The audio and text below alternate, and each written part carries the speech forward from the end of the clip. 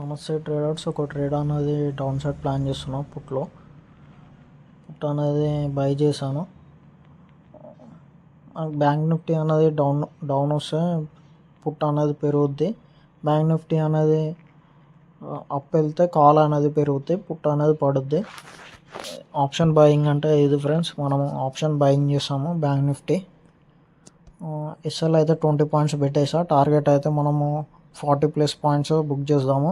ఎందుకంటే risk reward follow కావాలి కాబట్టి 1:2 చేంజ్ అయితే మనం ప్రాఫిట్ బుక్ చేసాము. అలాగే నా రిస్క్ 20 పాయింట్స్ ఇట్లా నేను మెల్లమెల్లగా తగ్గిస్తాను.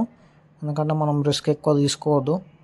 ఆ రిస్క్ ఇట్లా మన ఫేవర్లో ప్రాఫిట్లు ఉన్నప్పుడు మనము ట్రయల్ చేస్తాము, రిస్క్ అనేది తగ్గిస్తాము. అలా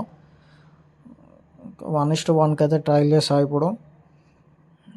ఎందుకంటే మనకు వచ్చిన ప్రాఫిట్ పోవద్దు, 1:1 అన్న అట్లా రావాలి. బట్ 1:2 అనేది రీచ్ అయింది. నేను క్లోజ్ చేసా ట్రేడ్. 1:2.4 అలా బుక్ చేసాము.